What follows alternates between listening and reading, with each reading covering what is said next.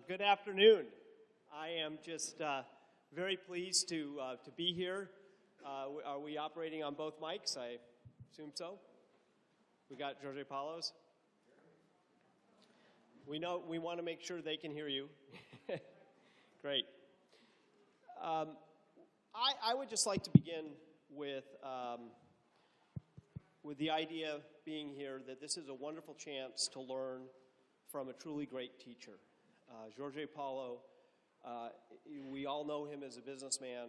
We all know him as a very effective deployer of philanthropy and as a role model to many of us. I mean, what role models do is I had these wonderful conversations earlier with a number of young people here and talking about the idea of having role models like Jorge Paulo that are like a magnet.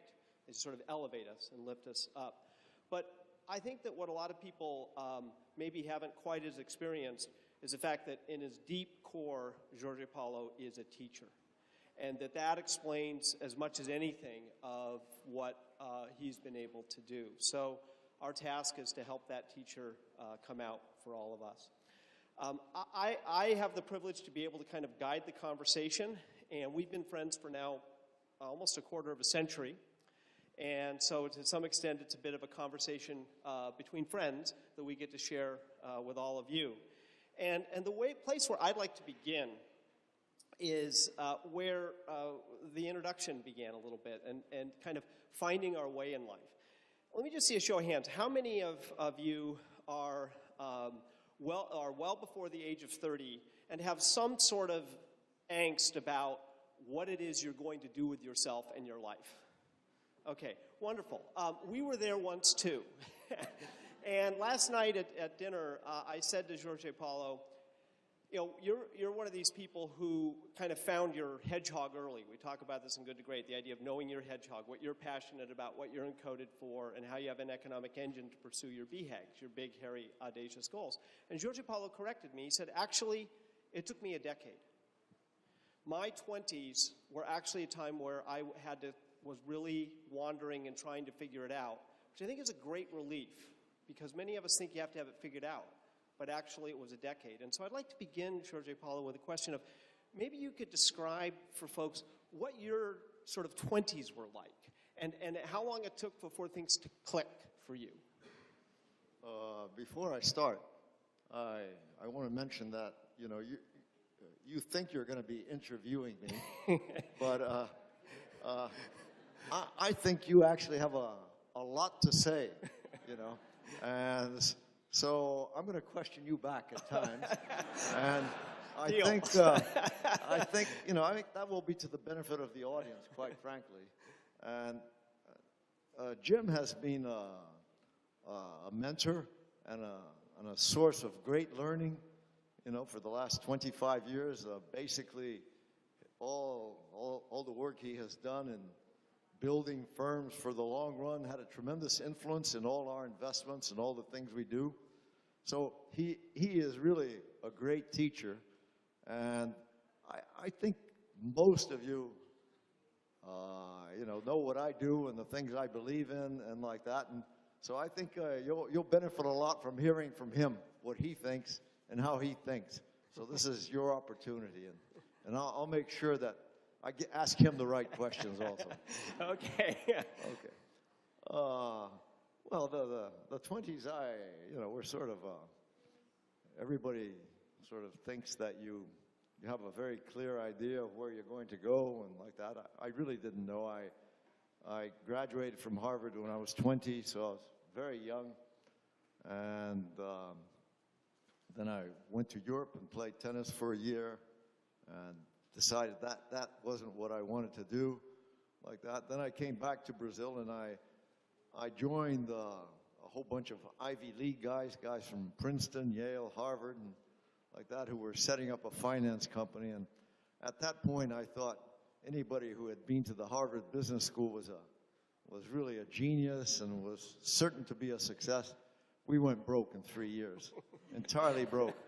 So, you know, yeah, good lesson of reality and learning by. And then I sort of,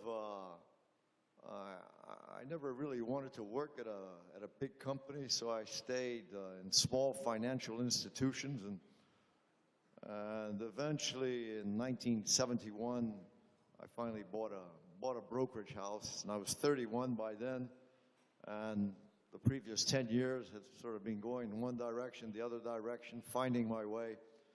So it's only when I was 31 that I felt that got going, really. So you know, if you don't know what you're going to do right after you get out of Harvard or you leave your university, that's not a problem. I mean, you know, you'll find your way eventually, but give it some time, and do what you like and do it well. You know. How did you know when you'd found it? I mean, was there a sense of like tumblers going in where it went click, or? Yeah, I actually enjoy the dynamics of financial markets and of trading. My family in Switzerland had been cheese traders for 700 years. So trading is sort of part of we're not intellectuals, we've always been traders, and so financial markets were, you know, a lot of trading, a lot of action. I also am a guy that likes action. You know, I'd rather be doing something than reading something or like that. And so financial markets were interesting for me. It was also an opportunity to make some money relatively fast. If you're, I'm going in another direction these days.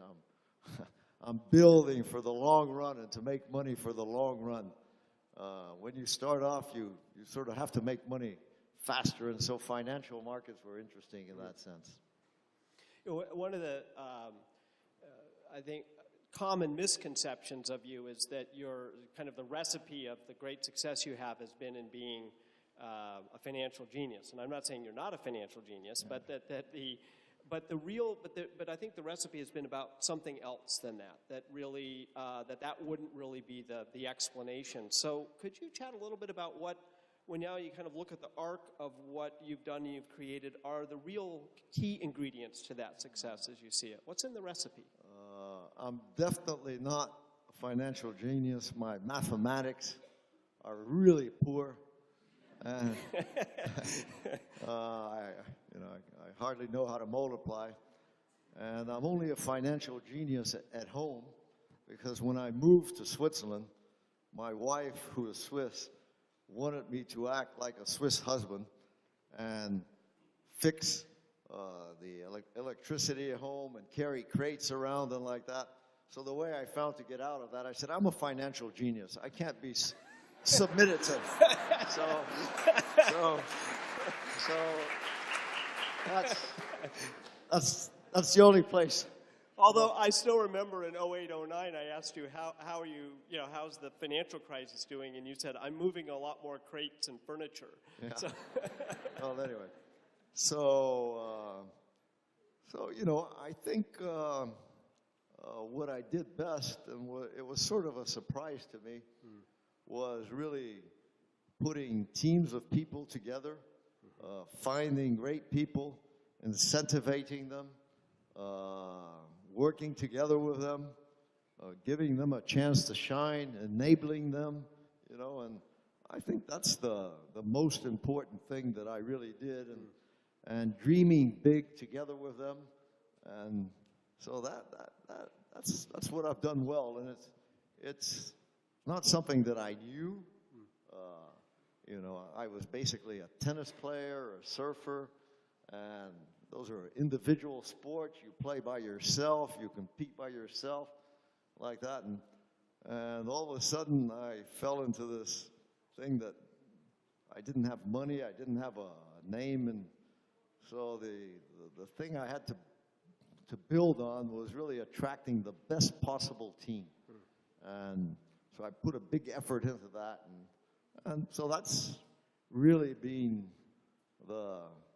my story for the last 50 years almost, just attracting very good people and having a common dream and building on that, and always building, always thinking forward and moving ahead forward, you know. And this, you know, we've talked before about those three words, dream, people, and culture, going together. And now we can see that very clearly. But it evolved organically to where you could have it. At what point do you think it was really clear to you that it was dream, people, culture? And given how simple it is, I mean, I think that's one of the things that people often think there must be a complicated answer, but it's actually a fairly simple answer. If it's so simple, why don't more people do it?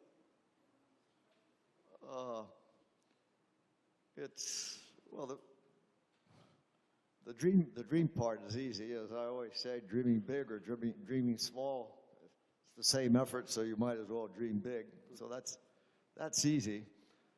The people factor is something that you really have to work hard at. And most people think of business selling a product, and you have a very good product to sell, or you know, you have a very special strategy, and after I began attracting very good people to work with me, I found that was more powerful almost than what you were doing or what the product was, you know. Just getting the right people on board and attracting them, and then you would find something interesting to do. But it's a continuous effort, you know. It's a continuous effort. And when I started, you know, I was hiring maybe 10 people a year. I was interviewing 1,000 people per year to pick the 10 best. And nowadays, our trainee programs, the AMBEF trainee program in Brazil, which has 35, 40 people a year, has 80,000 candidates. And now we have trainee programs all over the world, in China, in Europe, in the US, and like that. And it's a big, big effort. And our boards, when they travel, one of the first things they do is have breakfast or dinner with the trainees.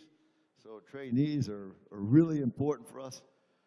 We follow people, how they're doing. We know exactly who is on a fast track.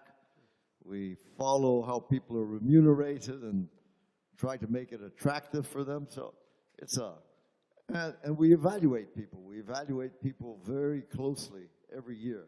So it's a big job, and we never delegate it to the human resource department. It's always the principal executives of the company that are involved with this and following this. So we give it much more emphasis than most other companies. So having the right people and knowing what they're doing is as important to us as selling or having the right products or having the right logistics or like that. I'd just like to pause here for a moment and just provide a little kind of observation and reflection that I've had over the years watching Jorge Paulo and also from some of our work, which is, most of us, we kind of come at life as a series of what questions. What am I going to do? What career? What company? It's about what, right? What? And I think that what Jorge Paulo has shifted to early in his life is the idea that actually the first questions are always who, right? Who are you going to allow to mentor you?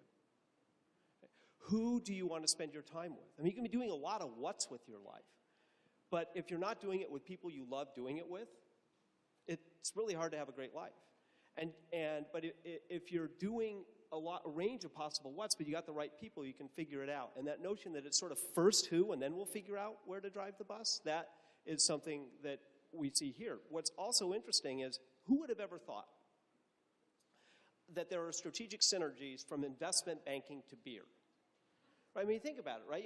Going from then buy a beer company and then begin building it. Well, actually, because what it was a people machine, and it was exporting a culture that could go across a range of industries, because it was all fundamentally, if we have the right people, they can figure out how to do stuff.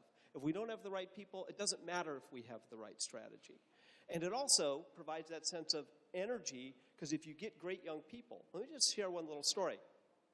Jorge Paulo and I, when they were on the verge of buying Anheuser-Busch, the board was at my lab in Boulder, and Jorge Paulo says to me, because I always try to they love to dream big, but then they sometimes love to dream really big, right? And I was trying to be this little bit of voice of challenge and reason, and he said, I get the sense that you're a little nervous about this. And I said, yeah, I am. It's a $50 billion transaction. It makes me nervous. And he says, Jim, you don't understand. You don't understand my problem. I have too many great young people, and I've got to give them big things to do. Never underestimate the power of that momentum of you get great people. If you're going to do if you are going to get the best climbers, you got to give them the hardest climbs. And then the flip side is, once you set off on those, if you set then next big things to do, guess what? You need more great people. But then, yeah, you got more great people. You got to have bigger things to do. And then now that you got big things to do, you need more great people. And this notion of this flywheel that we get great people, we give them big things to do is a reinforcing cycle. And if I were to sort of stand back and say what I think is kind of part of the secret sauce, that's the secret sauce. It's a people thing. It's people doing big things, and the best people always want to do the hardest things. On people. Just to mention, yeah. I mean, you know, I've been around Warren Buffett lately, and a lot, and Warren is also a people person. He doesn't train the people or have the teams or the trainees or like that, but basically, you know, he buys very good firms, which he thinks are very good, and where there's somebody he likes that can run it. And, you know, he has told me very many times, I only do business with people I like, and that's it. If I don't like them, I won't do it. And we've actually had situations together where we were in a deal, and the deal was financially interesting or like that, and he said, no, I don't like the people there. No deal. So you know, if you can get through life only dealing with people you like or who are, it's nice. It's nice, and it's easier to make things work. Yeah, you were mentioning Warren there, and it brings me to another question, which is you've been a mentor to many. I consider myself somebody where you've been a mentor for me as well. But I'd love to hear about some of the mentors you had and what they taught you, because you know, you're a product of mentors, and now other people are going to be affected by your mentorship, but who were your mentors and what did you learn from them? Warren might have been one, there might have been others. Well, my first big mentor was my mother, obviously, and my mother, I lost my father when I was 13, so my mother was a big influence, and my sister was 10 years older than me, so my mother and me were sort of pretty much on our own, and she did a lot of mentoring, and she was a very loving mother, which allowed me to do everything. I did all sorts of crazy things, and she still thought it was great, like that. So you know, that was sort of. Did you know about all of them? Probably most of them, but you know, it was interesting because I probably had a lot more leeway than most people in terms of trying things or doing things and like that. So I think it actually helped me later. And you know, at university I had a couple of mentors, but I was trying to get through university so fast that it really wasn't you know, nothing exceptional or like that. And then when I began working, had some pretty good mentorships. We were close to Goldman Sachs, and Goldman Sachs had some very smart people there, and we became very close to them. We didn't represent them in Brazil, but we did a lot of deals with them in Brazil. And some of the partners were really savvy people there, and been around for a long time. And I would say that the people system, the system of hiring good people and training them and like that, we basically learned from them. I mean, that's where we sort of picked it up and saw it as an opportunity to make us more competitive in Brazil. And they were very good at that. They still are. And they were a partnership in that day, which I think they were a better firm as a partnership than they are as a public company. And but you know, despite having become a public company, they still put a lot of emphasis on training people and having the best people, and that's why they became the best investment bank, one could say. So they were important in learning about things, and then when we bought Lojas Americanas, and we came close to Sam Walton, and Sam was a terrific mentor and very friendly guy, and we used to go to Bentonville and live with him, and used to tour the shops. So, you know, we learned about running a bigger business and attracting the right kind of people for that business also, and talking to him, and like all brilliant people, you know, and geniuses, I would say, he very simple thinking. I mean, you know, he wasn't complicated at all, and he could simplify all his answers and had simple answers to everything and like that. But actually, I met Jim.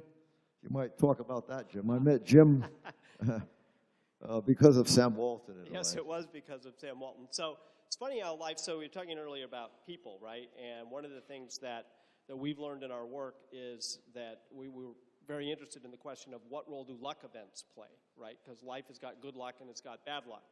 And then the question becomes, when you study the question of luck and you actually quantify it and define it in a rigorous way, you begin to ask the question, are big winners in fact luckier than their comparisons? And just as an aside, you find the answer is no, they're not. But what they do get is a higher return on luck. They get more of the luck events that they have, and whether they be good luck or bad luck. And but there's a special type of luck which is called who luck. Right? It's the luck of a great mentor or a great friend stumbling across some fortuitous intersection of life where you cross paths with somebody who could potentially completely change your life. That's the luck event. And then the question becomes, what happens with that and with the relationship? So our luck event was there was a person who was going to be teaching a section of an executive education course, and I can't remember why I got tossed in there. I was way too young to do this. I think I was like 31 or 32 years old, and there was like a vacancy. Anyways, I went in and I was teaching this exec ed course, and sitting in the front row was Jorge Paulo, but I had no idea who Jorge Paulo was. So I go off and I'm starting to talk about Walmart and what Walmart did and what Sam did, and and sort of all these sorts of things. And Jorge Paulo is kind of looking at me and starts to argue with me, so this is great. He's like, no, I don't think that's how Sam thought about it at all. I think he was more thinking about this. And we went back and forth, and I said, well, the research says this. Finally, Jorge Paulo says, well, Sam's a friend of mine, right? Which sort of trumped the data. And we ended up with our argument continuing on in the hall. And the real question was that really ignited our conversation was the question that I had for Jorge Paulo, which is, are you really building something to last? Right? And what would it take to do that? And he said, yes, I think we are. And that ignited what is now a 25-year friendship. That's how we started. Great luck event. I should have other people get sick more often so I can step in and teach their classes. I would love to just ask one other question on the people piece of it, which is just how long has your partnership with Marcel and Beto been going now? 45 years. 45 years. Okay, so think about this. Okay, so Hulak, they find each other, they start building this thing, but 45 years through everything that's happened of this, and I've seen them operate together. I've seen them under incredible strain together, such as in the 08-09 crisis when the board was in Boulder. I mean, and this partnership is unbreakable. I mean, it's an extraordinary partnership, and it's worked for all that time. all of us would be so fortunate to have a great partnership like that. You were talking about the Goldman when it was a partnership. What makes it work? What's in the secret sauce that makes that partnership endure and be a great partnership? Well, it evolved gradually. It was Darwinian. I mean, it didn't. I had a lot of people working with me, and some made it, some didn't make it, and so it evolved gradually that they were the best, really, and they were the best because in a certain way they have different abilities from mine. So we had strengths, and the way it evolved gradually was that we decided that, that we could do much more together than we could do by ourselves. And so that's it. It has worked, and I think it has worked also because I really believe having good people around you and better people than you around you is worth it. I mean, I'm not the kind of guy that says I know everything, I know how to do it better, or like that. And I like having very good people. I like having people that are better than me. Like I said, I know no math, so I have to have other guys around me who know things, and so it evolved gradually, and we found out that we could do much bigger things together than we could do by ourselves. And what happens when you have real disagreements? Well, we, Bertha will scream a lot, as everybody knows. Everybody who knows him. And Marcel is more moderate. He has strong opinions, but he won't scream as much. And I'm a moderate guy, so I try to calm everybody down. And basically, we will only do something if we are in agreement. We will discuss it, and it can be discussed, but basically it only moves forward if there is agreement, and that if everybody else convinces everybody. So part of it is just so essentially on any really big decision, the three of you all have to be in agreement. Yes. And so if you can't get to that point, you preserve the partnership. That's right. Over the opportunity. Yeah. I think it's interesting to mention that in our, we've been in business now for 45 years or like that, and the partnership works well.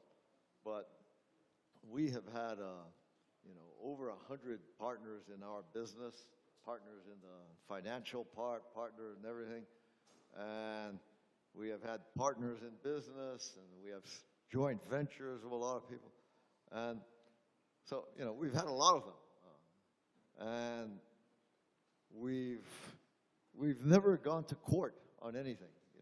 Many people always go to court. Or there's some people that love fighting. It's not that we're not tough. We have our views, but we always try to arrange things that if there's a fight, there's a way out before the fight, or that you find a way out before fighting. So and that has saved us a lot of time. It has really saved us a lot of time. And if we have a partner and there's a disagreement, we will go to him and say, we'll buy you out at this price. At what price would you buy us out, or something like that? And let's resolve it and get it over and done with. And I value this greatly. And so I think our partnership has also been like that. Let's thrash it out. Let's get it resolved and preserve the partnership, but let's get it done and over with, and not nobody has bad feelings or anything like that. So Yeah, one of the things that I just would highlight that I wanted to provide a little context for everyone here is one of the things that we've learned about people who build really great enterprises of any kind is what we came to call these level 5 leaders. And level 5 leaders are the ones who, the real signature of the level 5 is that it's not about them. And that they are incredibly ambitious people, incredibly competitive people, incredibly driven people. They really want to build or do great things, but in the end, that ambition is all channeled into something that's bigger, more important, and more lasting than they are. That's what it's about. It's not about them and what they get or how they look. And that within that is a very deep streak of genuine humility combined with tremendous will. Will for the sake of, look, the partnership's going to win, or the long-term approach of what we're going to do here is going to win, and that we are going to do whatever it takes to make that happen. And I don't have to be the smartest person in the room. In fact, I want to aspire to be the dumbest person in the room, right? Because if I really do great people, then I aspire to have great people around. It takes genuine humility to do that. And we live in a very egocentric culture. We live in a very narcissistic time. And I think one of the things I really hope that some of you see in this room is the fact that somebody over the course of many decades can become one of the most successful people in the world at what they do. With it's not fundamentally about them, and it can come with a genuine streak of humility and ambition for something that is larger than them. I would love to see more of that in our world today. That said, as a level 5, you've probably made some mistakes, had some failures, and we all. And one of the things about reading biographies, I was talking earlier with some wonderful young people, and they were asking about, how do you learn and so forth. And one thing is to read biographies. And if you read enough biographies, you see pretty much everyone remarkable had towering weaknesses and massive failures and times when they got decked. I mean, just absolutely flattened in life. But they got back up over and over again. And Jorge Paulo, I'd love for you to maybe share, it's not like you've had a perfect record. Right? You're not 100-0. You've had some failures. You've made some real mistakes. What stands out in that, and what did you learn from it, and how do you deal with it when you just basically look at yourself and you say, man, screwed that up? Well, like originally I was a tennis player, and if you're a tennis player, you win, you lose, and so you're accustomed to losing once in a while, and what you do then is you try to figure out how you can do better next time. And so failure was not something that was absolutely strange to me or like that. And I went broke when I was 26 and entirely broke. And, it was very traumatic. I thought I was the hottest thing around, quite frankly, and went broke and had to scramble a lot for a little while. So that was a big failure. And then, there were other failures along the way. And, we had setbacks in the financial market. And the markets didn't quite go where the direction we expected and like that. And we lost a lot of money. And, there's a funny story there. In 76, there were these government bonds, and we used to carry big positions of these bonds. And the finance minister was Marihenrique Simonsen, and famous economist in Brazil. And at one moment, he decided that inflation had to be stopped, and one way to reduce inflation was to reduce the yield of these bonds, because they yielded inflation plus interest. And so he simply clipped off 4% from the monetary correction, and so we had a big position of these bonds, and we lost a significant amount of money. And I went in to complain to him, and he was known as a very famous mathematician and very good at math and like that. And I told him, well, we had this position of bonds and we lost 4% on it. And he said, well, you lost $800,000, and you can live that. And I said, not $8,000, $8 million, which for us was a big amount of money. And he said, $8 million, my God. I didn't realize it was that much. But I did give you an investment bank charter, so get out of the office, go to work, and and that was it. So $8 million was more than our net worth, quite frankly, but he did give us an investment bank charter, which allowed us to build a bigger business up front and like that. So you keep going, and you keep going, and you keep learning. Yep. And there were many other tough spots and difficult moments like that, but you keep going. One of the things that has become clear to me as I study lots of companies and people, and also you see it in Jorge Paulo as well. We were talking earlier about the idea of return on luck, but there's this really key phrase I'd love for all young people to embrace, which is the idea that luck favors the persistent, right? So you're going to have good hands and bad hands in life, and you might get a bad hand early. You might go broke at 26. You might have come from a difficult place, right? You get a bad hand early. And if you see life as sort of coming down to a single hand, well, then it's very easy to lose, because what if that's a bad hand? But if you sort of look at it as actually life's a series of hands. And the key is you got to play every hand to the best of your ability. And sometimes you get good hands and sometimes you get bad hands. But you got to stay at the table. You got to stay in the game and keep playing. So if you get 6 tails in a row and you leave the game, there's no chance the heads will ever happen again. Right? So you've got to stay in and play over the very long time. True creators stay in the game. What would have happened if Steve Jobs would have quit just because he got fired from Apple?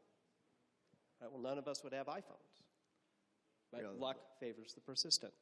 The phrase I like best in relation to luck is what Ray Kroc, the founder of McDonald's, used to say: luck is always the result of a lot of sweat. Yeah. True, that too.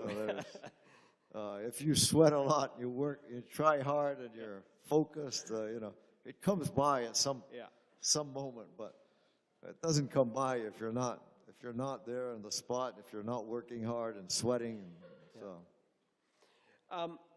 So we're going to shift here in a minute to a few questions about Brazil, because I know those are on everyone's mind. But before we get there, I'd like to ask one or two other questions. The first is,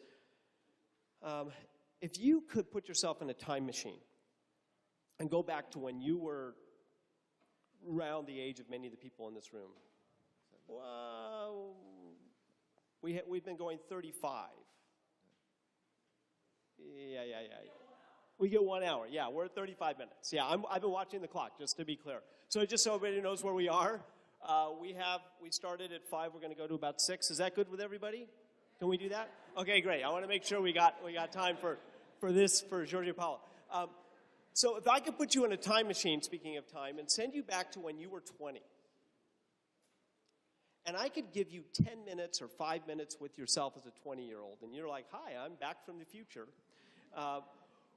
what would you tell yourself, your younger self at 20? What do you wish you would have understood better then that is so clear to you now? I think what really changed was my perspective of time. I mean, when I was 20, and you have to go back to my background. Like I said, I was, a tennis player, a surfer, and I was thinking of the next 24 hours only, and how could something happen fast and better tomorrow than a week from then, or like that. And now that I'm 76, I realize that, gee, the things that I was doing when I was 20 or when I was doing with 30 had such a tremendous effect later on in my life, And maybe if when I was 20 I had thought a little longer term and not being so focused. And then when I started business life, I was in financial markets also. Financial markets are short-term oriented, most of them also.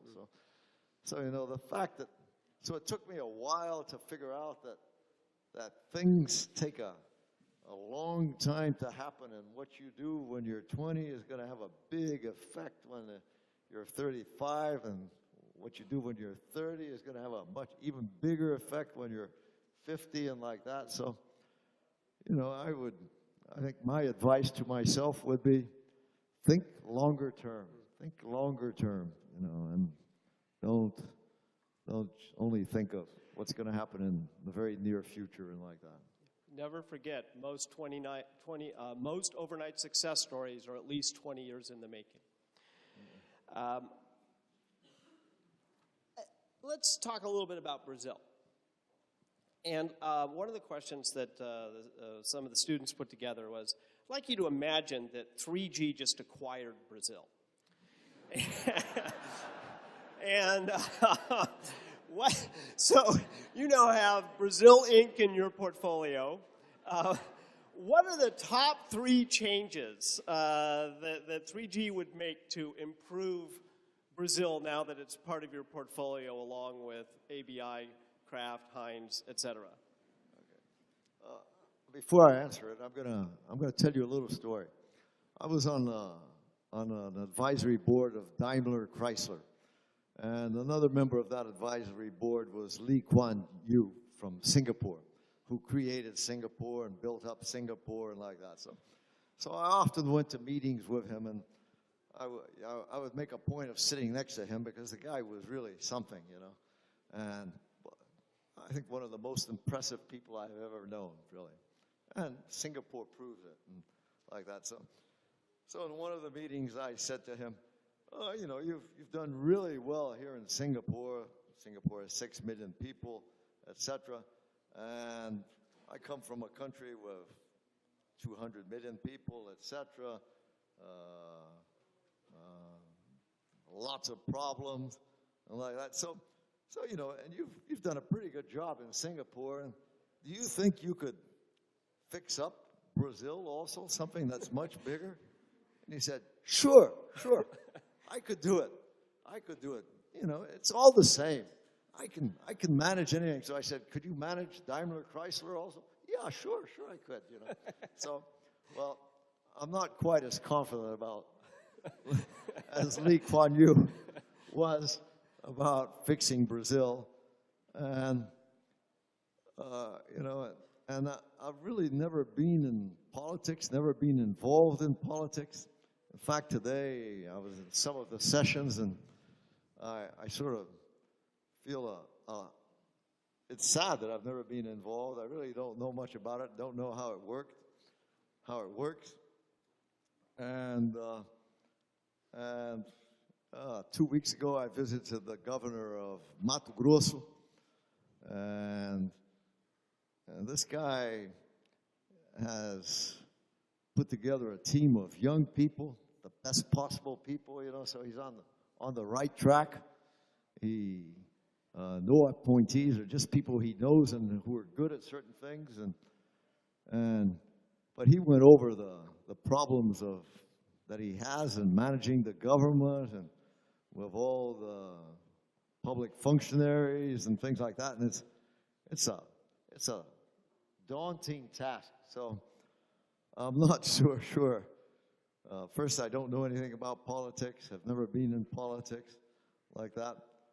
But despite all that, I think some of the things that we do at 3G could be done in Brazil and would help Brazil. I mean, if you could only put a good team of people together to do whatever you want to do, if you can have some sort of a common agreement as to what is the big dream, which everybody agrees with that, and that was one thing Lee Kuan Yew told me.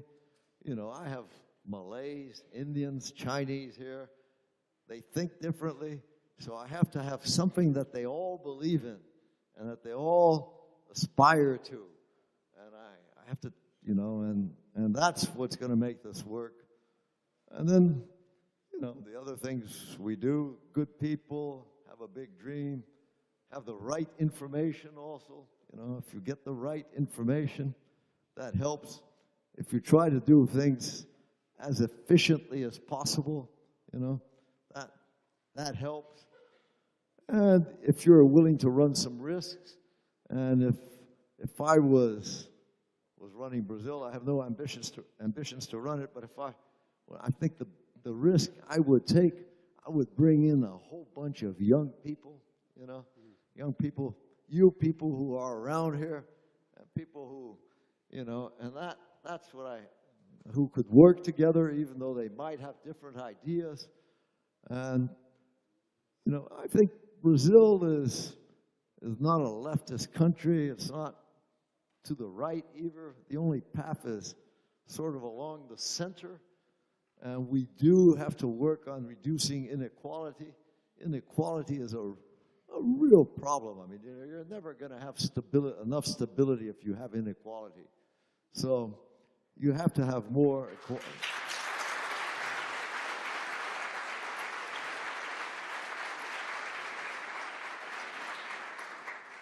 So, but I think the basic formula is getting good people to run things, having a big dream, having the right information, following the right information, taking some risks, etc. Any thoughts as to what a big dream for Brazil could be?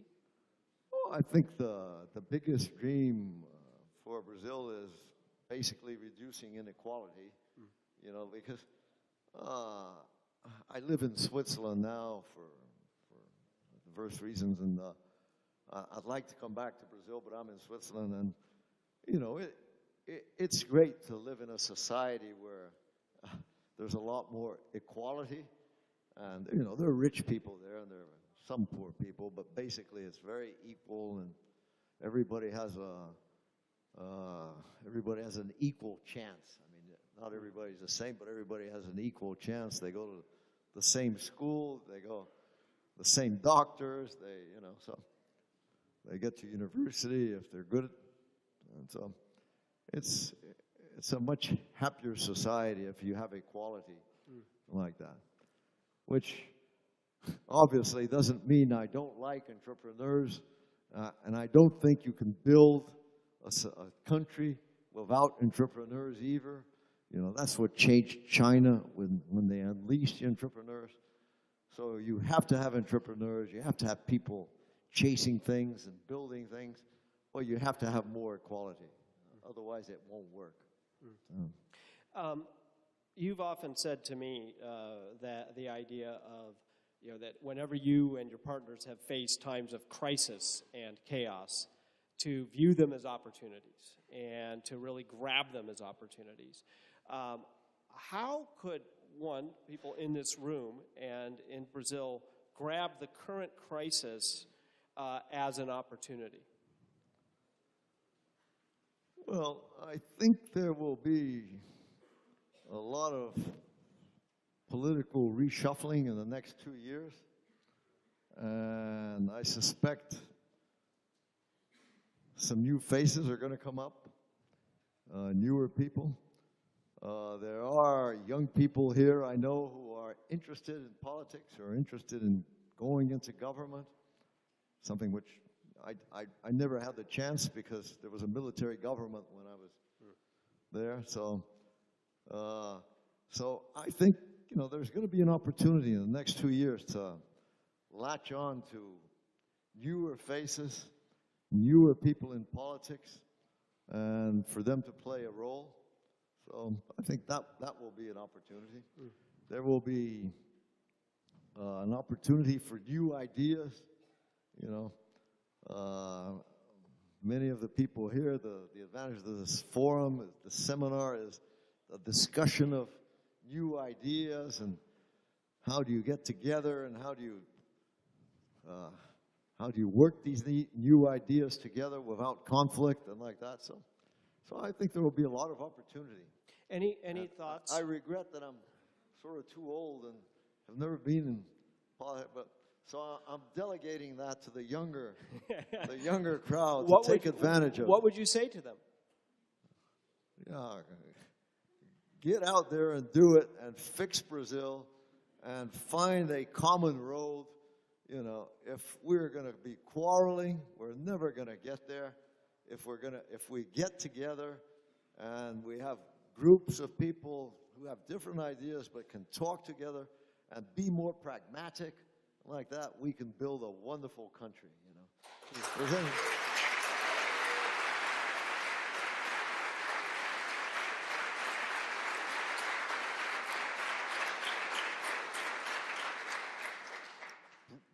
Brazilians are great.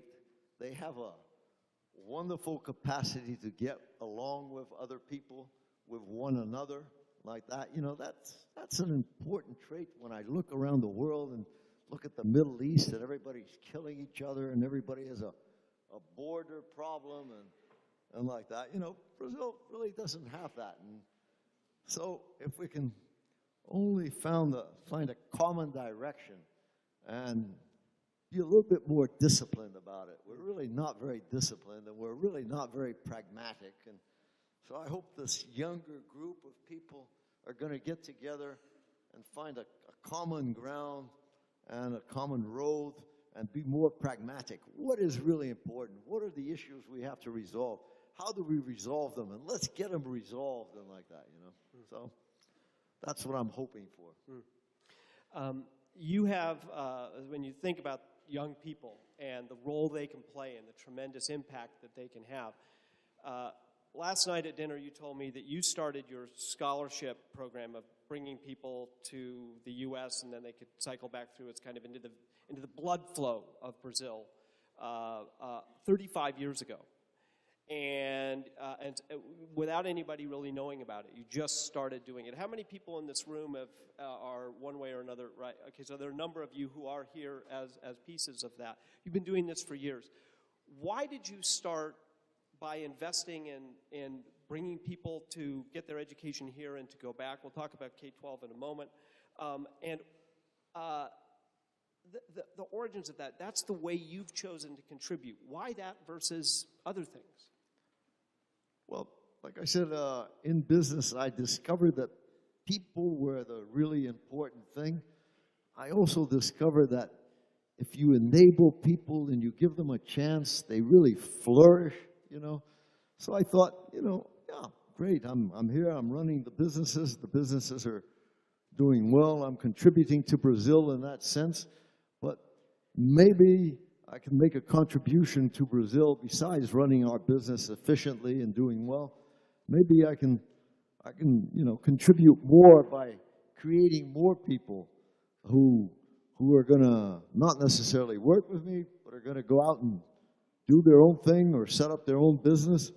Or lately, you know, I've been giving a lot of scholarships in the areas of education, of public policy, governance, and things like that. So, you know, like I said, what worked in business, I sort of hope will work for the country also. And that these, over 1,000 people that I have now that I've somehow helped and who have had the opportunity to come to the U.S. and learn from a different viewpoint and live in a more pragmatic society, you know, and I hope they can come back and do what they've learned in Brazil, and maybe we can even export this culture of Brazilian friendliness, Brazilian not wanting to kill each other and like that, but being more efficient.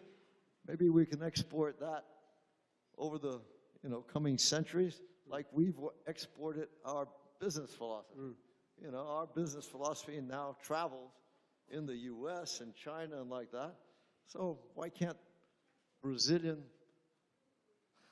governance eventually, a more friendly governance of more, not so abrupt and more pragmatic government, why can't that travel abroad someday also? And what's your big dream for K-12, K-12 education in Brazil? Because I know you're putting a lot of effort into that. What's the big dream? Actually, I think education is the most important thing that we can do for Brazil. And if people are better educated, they will have a better chance. They will have a better opportunity. They will know how to vote better. So I've invested a lot in education, not only through the scholarships programs abroad, but we're bringing the Khan Academy to Brazil, and we're now in 200 public schools. That's small in comparison to the numbers that you have of public schools, but it's a start. I think we have education is going digital, and so the Khan Academy is a way to get students started in digital learning. It's a way that you don't have to upset the local teachers also, because they learn from the Khan Academy system and they can manage it. So so I'm very bullish about that. And I'm also backing some young entrepreneurs who have started some K-12 schools in Rio, and they bought a school originally, Elite in Madureira. That's in the suburbs of one of the head guys, the fellow Von Vogel, who introduced me, is from Elite School, and he's now at Harvard. So so that's progress. But anyway, these girls I back, they bought a school. Now they're running 50 schools with 30,000 students. They're introducing new management methods. They go to Burger King, ABI, Heinz all the time to see what they can learn about management there. They're introducing new education techniques also. So that could be, that would be a nice example of entrepreneurship in the education sector. So I'm very bullish about that. So it's always, if you back good people and give them opportunity, they will do something that's good. So that's my big bet for Brazil and all these young people here. Yeah. As we come up on our time, I have a last question or so, and then an overall kind of close I'd like to put on. In essence, you're an optimist, right? And so, I remember asking Warren Buffett, so if he could choose any year in American history to be born, what would he pick? And he says, this one, right? Because our future is so bright, and is the ultimate optimist. But you have a very similar sense of optimism, a sense of that it's always pointing forward, it's always the future, it's always, and you said last night, I have no doubt, and you had it in very strong terms, bold, italicized, no doubt, that Brazil will be in a much better place 2 to 3 decades down the road than it is now. Zero question about it. What gives you that confidence? What gives you that optimism? Well, in the first place, I'm more of an optimist than a pessimist, because I've met a lot more successful optimists than pessimists. So sorry. So it's probably so you choose the side of the coin. Probably the right side to be on. And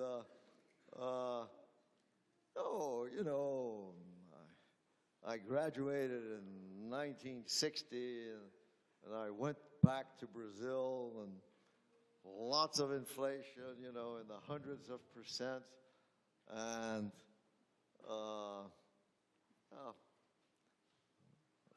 the quality of some of the public schools maybe were better than now, but few people were in public school. Now, education, at least everybody goes to school.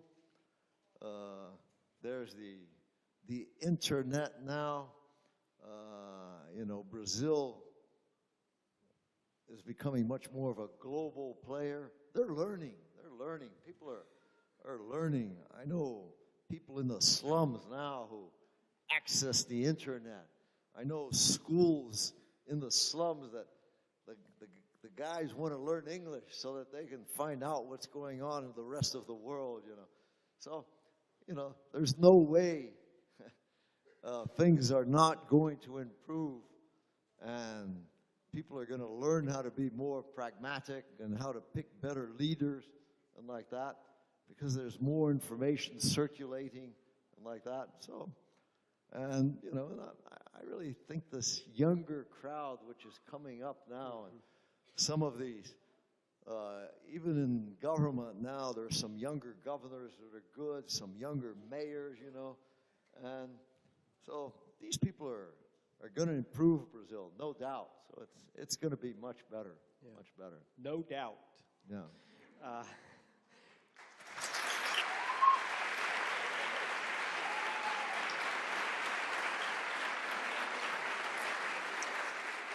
So Jim, do you want to? You're the expert. Do you want to comment on that? I would only comment that it's always about pointing forward. I would love to put a little closing comment on our session. And having had the privilege to spend most of my life thinking about what really makes great companies and great leaders and great organizations different, had at some point to think about the question, what really defines great? What is really great? How do you know it if you're looking at it? And I would suggest that there are three outcomes of something that's great. You have to have superior results. Whatever game you play, you need to win at it. Distinctive impact on the world that you touch, meaning that you can actually answer the question, you know, if our organization or what you're doing, if you weren't there, it would leave an unfillable hole. The world was actually different. People's lives were different. And the third is lasting endurance. You know, some kind of enduring legacy, something that actually stands time. And when you have all three of those, you have something that is great. I'd like to close out our session with putting those three on my dear friend Jorge Paulo. We talk about superior results. And you know, I think the thing that's really key to understand is that superior results, it's not that what we have is one of the best success stories to come out of Brazil. This is right up there with Steve Jobs, Bill Gates, Warren Buffett. I mean, you want to talk about the world championships of results. The companies that other people, no matter where they come from, want to learn from. It's actually learning from what these folks have done. And it's tremendous, tremendous beacon coming out of your country by any measure. Distinctive impact. The 3G culture is being exported and is being copied. It is a distinctive contribution. It is distinctive unto itself and will have an influence. But I also like what Jorge Paulo was saying about, well, what about Brazil also having a distinctive impact by its culture being something to export versus to feel that it's not a strength. But also in Jorge Paulo's case, I think that one of the ways to have a distinctive impact is to be a role model. Right? Something where the fact that you were there and the way you did things and the integrity with which you did them acts as a magnet to affect other people's character and gives them the confidence that I can do things well, but I don't actually have to compromise who I am to do it. And of course, the impact on education. That's young people, K-12, everything that Jorge Paulo is doing there. And then lasting endurance. And I hesitate to use the word enduring legacy because I think one of the things that really stands out about Jorge Paulo is that it's always about renewal. It's always about tilting forward, being on the balls of your feet, 76 years young. We had a conversation last night about his next 10 to 15-year BHAG, big, hairy, audacious goal. And I hope every one of you, if you're fortunate health-wise to reach age 76, the question is, what's next? Right? What's next? What's next? One day you'll run out of breaths, but until then, what's next? Right? It's always going forward. It's not looking backwards. It's moving forward and inventing things, creating a future. And but within that notion of lasting endurance, Jorge Paulo talked, if he could go back to when he was young, he would say, I would teach myself to think long-term earlier in the game.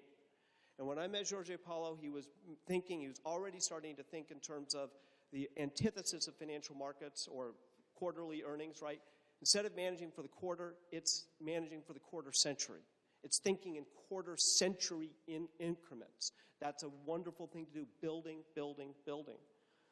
But I think that the tremendous enduring legacy and what, never ask somebody like Jorge Paulo, so tell me the lessons of your life. Always say, so far. Right? There's a lot more to go, a lot more that's going to happen, a lot more that's next. But one thing I would highlight is it comes right back to people. And if you take a lesson from this, it's people, it's people, it's people, and impact on people. And there are some people who go through this world that what they really do is, you think of all of us in this room are like little vectors going out into time and into space. And you can catch young people early, and you can affect the trajectory of that vector. By the time it's over the course of their life, it's a huge sweep. And if you impact people, if you actually change the lives of others, that is a tremendous, often unseen legacy and enduring kind of impact. And Jorge Paulo, for me, I have been one of those vectors, affected, my trajectory permanently altered by the great luck of this friendship and this remarkable role model that I have in my life. And I just want to say thank you, Jorge Paulo, for who you are, for being the antidote to say that when people ask, why should I not be cynical? Well, because you are the answer to that. There's no reason to be cynical. And for all that you are going to do as well, and the impact you have on all of us. It is my tremendous privilege to be your friend.